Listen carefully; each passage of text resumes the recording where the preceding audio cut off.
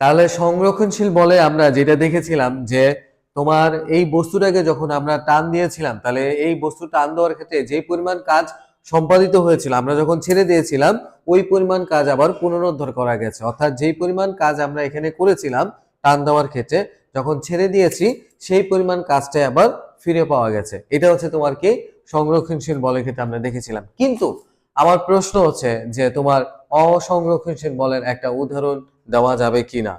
আচ্ছা, তাহলে আচ্ছা আমি আমি বলি, আচ্ছা ঠিক আছে আমি বলতেছি।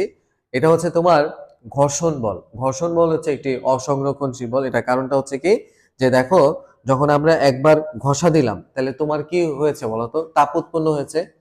কিন্তু আমি যদি আবার এটাকে পিছন দিকে ফিরে নিয়ে আসি তাহলে কি আমরা আবার পূর্বের অবস্থায় ফিরে যেতে পারবো? না।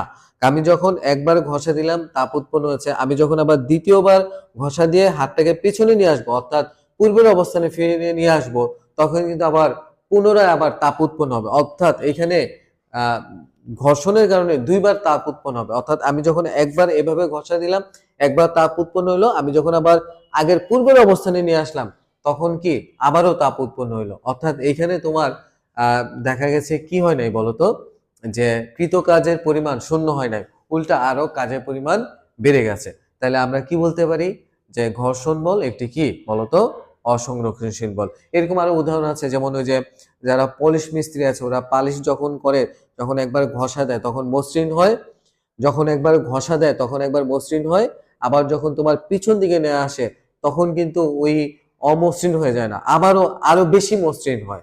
অর্থাৎ ঘর্ষণ বলটায় দেখা গেছে কি মানে কাজটাকে পুনরুদ্ধার করা যায় না, এখানে কাজের পরিমাণ আরো বেড়ে যায় বা হচ্ছে বৃদ্ধি পায়। অর্থাৎ পূর্বের কাজ আবার ফিরে পাওয়া যায় না। এই ধরনের কাজটাই হচ্ছে তোমার কি বলতো অসংরক্ষণশীল বল। ওকে, বুঝতে পেরেছো মনে হয়? আচ্ছা দেখো।